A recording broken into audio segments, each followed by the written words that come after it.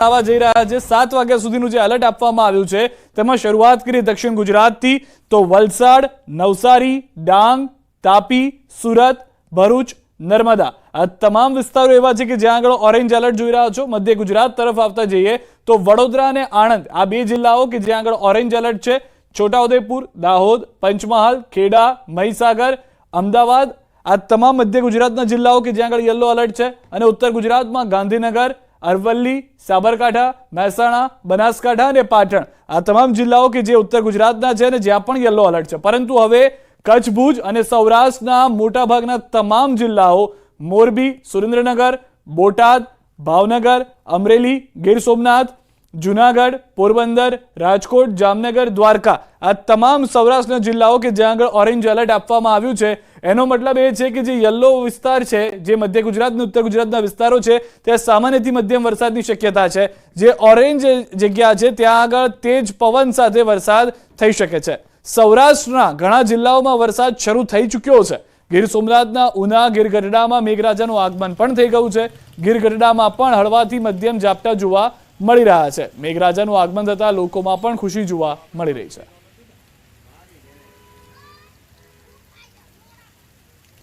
ગીર સોમનાથ જિલ્લામાં વરસાદી માહોલ। વેરાવળ પંથકમાં એક દિવસના વિરામ બાદ ફરી મેઘરાજાનું આગમન। વેરાવળ શહેર, સોમનાથ, ભલાપરા, કાજલી, સોનારિયા, બાદલપરા સહિતના ગામોમાં ધીમી ધારે વરસાદ શરૂ થઈ ગયો છે। ગીર સોમનાથથી સમાચાર। સૂત્રાપાડા અને આસપાસના ગામોમાં વરસાદી માહોલ। ઝાલા, વડોદરા, લાઠી, કદવાર, બીજ સહિતના ગામોમાં વરસાદ। છૂટાછવાયા વરસાદ સ્વરૂપે 1 ઇંચ વરસાદ નોંધાયો હોવાની પણ જાણકારી છે। છૂટોછવાયો વરસાદ થઈ રહ્યો છે ગીર સોમનાથના કેટલાક વિસ્તારમાં, પરંતુ તે પણ 1 ઇંચ થયો હોવાની જાણકારી મળી રહી છે। તો ગીર સોમનાથમાં સતત ત્રીજા દિવસે વરસાદ। કોડીનાર શહેર અને આસપાસના વિસ્તારોમાં વરસાદ। ધીમી ધારે વરસાદનું આગમન। કોડીનાર, દેવળી, પીપળી, કડોદરામાં વરસાદ। બાવાના, પડવા, રોનાજ, મિત્યાજ, દુદાનામાં પણ વરસાદ જોવા મળી રહ્યો છે। તો ગીર સોમનાથના દ્રશ્યો અલગ અલગ 4 વિસ્તારથી પણ દ્રશ્યો અમે આપને બતાવવા જઈ રહ્યા છે કે જ્યાં આગળ સારો એવો વરસાદ છે। સૌથી વધારે મહત્વની વાત, કાચું સોનું વરસતું હોય તે પ્રમાણેનો વરસાદ જોવા મળી રહ્યો છે। વધારે માત્રામાં વરસાદ નથી, જેના કારણે આ સારા સમાચાર ખેડૂતો માટે, ધરતીપુત્રો માટે અને ખાસ કરીને જે જળ જમાવની પરિસ્થિતિ થઈ જતી હોય છે તેવી પરિસ્થિતિ પણ ન ઉદ્ભવે તેવું પણ જોવા હાલમાં મળી રહ્યું છે। અને ગીર સોમનાથના મોટાભાગના વિસ્તારોમાં પણ વરસાદી માહોલ જોવા મળી રહ્યો છે। તો ગીર સોમનાથના અલગ અલગ જે વિસ્તારો છે એ તમામ વિસ્તારોમાં સતત 3 દિવસથી વરસાદ થઈ રહ્યો છે। જે મોટાભાગના ગામડા વિસ્તાર છે, તાલુકાના જે વિસ્તારો છે ત્યાં આગળ સારો વરસાદ થયો છે, જેમાં ઉના, વેરાવળ, સૂત્રાપાડા અને કોડીનાર શહેરી વિસ્તારમાં પણ સારો એવો વરસાદ જોવા મળી રહ્યો છે। જે ગામોમાં છૂટોછવાયો વરસાદ થયો છે ત્યાંના ખેડૂતો, ધરતીપુત્રો ખુશખુશાલ છે। કેટલાક વિસ્તારો એવા છે કે જ્યાં આગળ ગઈકાલે જે રીતે આપણે દ્રશ્યો જોયા હતા કે નદી વહેતી હોય તેવા, આબ ફાટ્યું હોય તેવા દ્રશ્યો સર્જાયા હતા, તેવા દ્રશ્યો આજે અત્યારના સમયમાં જોવા નથી મળી રહ્યા। મોટાભાગના ગીર સોમનાથના વિસ્તારમાં હળવો વરસાદ, ધીમી ધારનો વરસાદ થઈ રહ્યો છે અને 1 ઇંચ વરસાદ નોંધાઈ રહ્યો છે। મોરબી જિલ્લામાં વરસાદ। ટંકારામાં જામ્યો છે વરસાદી માહોલ। ટંકારા શહેર અને ગ્રામ્ય વિસ્તારમાં વરસાદ। ટંકારાના રસ્તા અને હાઈવે પર પણ પાણી ભરાઈ ગયા છે। મોરબીમાં આજે ભારે વરસાદની શક્યતા, જે રીતે ઓરેન્જ એલર્ટ આપવામાં આવ્યું છે હવામાન વિભાગ તરફથી, તે રીતે સારો વરસાદ પણ જોવા મળી શકે છે, પરંતુ તેજ પવન સાથે ભારે વરસાદ હોઈ શકે છે અને મોરબીમાં અલગ અલગ વિસ્તારોમાં તે પ્રમાણેની પરિસ્થિતિ પણ નિર્માણ પામતી હાલમાં નજરે પડી રહી છે। ટંકારા બાદ વાત કરીએ મોરબીના હળવદ વિસ્તારની। હળવદમાં પણ વરસાદ જોવા મળી રહ્યો છે। ઈસનપુર ગામમાં મકાન પર વીજળી પડી હોવાની પણ જાણકારી છે। વીજળી પડતા વીજ ઉપકરણો બળીને ખાક થઈ ગયા છે। સદનસીબે જાનહાની ટળી છે, પરંતુ વીજ ઉપકરણોને મોટું નુકસાન થયું છે। અનેક વિસ્તારોમાં વીજળી પડવાની ઘટનાઓ બનતી રહે છે, ત્યારે આ જાણકારી જે મળી રહી છે તે પ્રમાણે ગામમાં વીજળી પડી હતી, કોઈનો જીવ નથી ગયો। હળવદની અંદર પાણી પણ ભરાયેલા કેટલાક વિસ્તારમાં જોવા મળી રહ્યા છે। આ તરફ ભરૂચમાં ધોધમાર વરસાદ। દિવસના સવારથી વાદળછાયું વાતાવરણને ઉકળાટથી ગરમીની પ્રમાણ વધ્યું છે। અચાનક જ સાંજના સમયે ધોધમાર વરસાદ અને કાળા દિબાંગ વાદળો આવી ગયા હતા। મેઘરાજાએ એન્ટ્રી મારતા વાતાવરણમાં ઠંડક પહોંચી ગઈ છે। વરસાદ વરસતા જનજીવન અસ્તવ્યસ્ત થઈ ગયું છે। અનેક જગ્યાએ જ્યાં આગળ વિચાર્યું પણ ન હતું ભરૂચમાં કે વરસાદ થશે તેવા વિસ્તારોમાં પણ વરસાદ શરૂ થઈ ગયો છે। તો ભરૂચમાં બપોર બાદ મેઘરાજાની આ પધરામણીના દ્રશ્યો જોઈ રહ્યા છો। છેલ્લા કેટલાક દિવસના ઉકળાટ બાદ વરસાદ વરસતા વાતાવરણમાં ઠંડક પ્રસરી ગઈ છે। રહીશો છત્રી અને રેઇનકોટ સાથે વરસાદી માહોલમાં જોવા મળ્યા છે। ખેડૂતોમાં પણ આનંદની લાગણી છવાઈ ગઈ છે।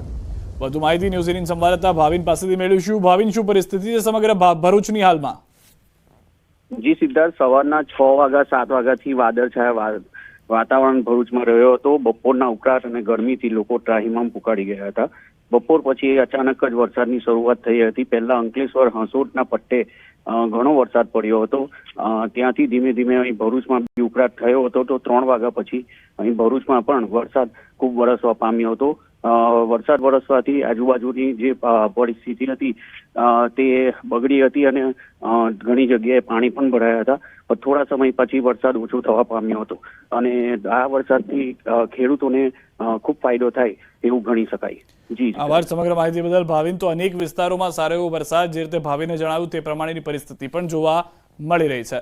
આ તરફ નવસારીથી સમાચાર। નવસારીમાં સવારથી 3 તાલુકામાં 1 ઇંચથી વધુ વરસાદ। નવસારી, જલાલપોર, ખેરગામમાં મેઘમહેર જોવા મળી રહી છે। પ્રથમ વખત જિલ્લામાં 1 ઇંચથી વધુ વરસાદ નોંધાયો છે। વહેલી સવારના વાદળછાયા વાતાવરણ બાદ શહેરમાં શરૂ થયો છે વરસાદ। લુન્સીકુઈ, ઇટાળવા, તિધરા રોડ, કબીલપુર, જમાલપુર વિસ્તારમાં ધોધમાર વરસાદ જોવા મળી રહ્યો છે। વરસાદ આવતા વાતાવરણમાં ઠંડક પ્રસરી ગઈ છે। અસહ્ય ગરમીથી લોકોને આંશિક રાહત પણ મળી ગઈ છે।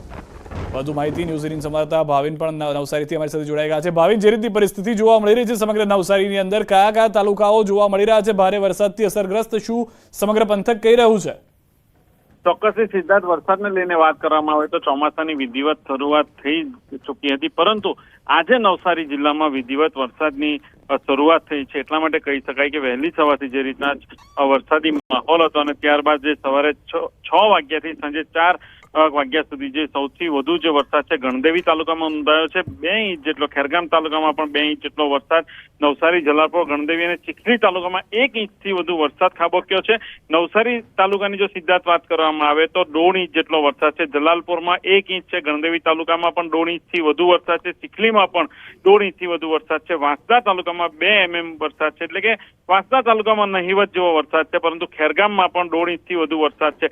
સાથે જો નવસારી જિલ્લાની જે 3 મહત્વની નદીઓ છે, પૂર્ણા જે નદી છે 10 ફૂટ જે હાલ સપાટી પર જઈ રહી છે, એની ભયજનક સપાટી 23 ફૂટ છે। અંબિકા નદીની ભયજનક 28 ફૂટ છે અને હાલ 10.33 ફૂટે વહી રહી છે, જ્યારે કાવેરી 19 ફૂટ છે ભયજનક સપાટી અને હાલ 8 ફૂટે વહી રહી છે। સાથે જ જિલ્લાના 2 મહત્વના સિદ્ધાર્થ ડેમો જે છે, જૂજ અને કેલિયા ડેમ। તો જૂજ ડેમની વાત કરવામાં આવે તો એની જે ભયજનક ઓવરફ્લો થવાની જે સપાટી છે 167.50 મીટર છે અને હાલ 151.55 મીટરે જૂજ ડેમ છે। અને કેલિયા ડેમની સિદ્ધાર્થ વાત કરવામાં આવે તો 113.40 મીટર છે અને હાલ 99.60 મીટરે જે છે એ હાલ વહી રહ્યો છે। એટલે હાલ કોઈ ચિંતાજનક સમાચાર નથી, પરંતુ ખેડૂતો જે વરસાદની રાહ જોઈ રહ્યા હતા, વાવણી લાયક વરસાદની, એ હાલ વરસી ચૂક્યો છે અને હવે ખેડૂતો પણ જે પોતાની જે વાવણી છે, ખેતી માટેનો જે વરસાદ છે વરસી ચૂક્યો છે। એટલે એમાં પણ હવે જોતરાઈ જશે અને જે લોકોને બફારો જે થઈ રહ્યો હતો એમાં પણ મોટી રાહત મળશે। સિદ્ધાર્થ, હવે આભાર ભાવિન સમગ્ર માહિતી બદલ। તો નવસારીની અંદર સત્તાવાર ચોમાસું આવી ગયું હોય ભાવિને જે રીતે જણાવ્યું। આ તરફ સુરત ગ્રામ્ય વિસ્તારમાં પણ વરસાદ જોવા મળી રહ્યો છે।